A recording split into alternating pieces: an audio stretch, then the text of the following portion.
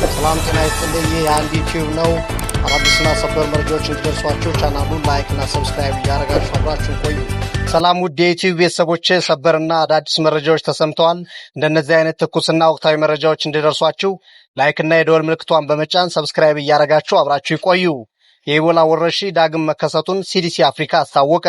የአፍሪካ በሽታ መቆጣጠርና መከላከል ዋና ማዕከል ሲዲሲ አፍሪካ እንዳስታወቀው ከሆነ ኢቦላ በዲሞክራቲክ ሪፐብሊክ ኮንጎ ምስራቃዊ ክፍል በድጋሚ መከሰቱን ተናግረዋል።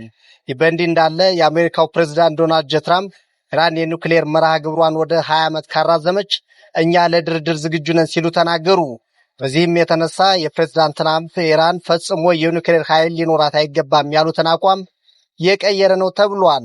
በተያያዘ ዜና ትራምፕ ከቻይናው አቻቸው ዢ ጂንፒንግ ጋር የሁለትዮሽ ውይይት ካደረጉ በኋላ ታይዋን ከቻይና የተነጠለች ሀገር ሆና እንዳታውጅ አስጠነቀቁ።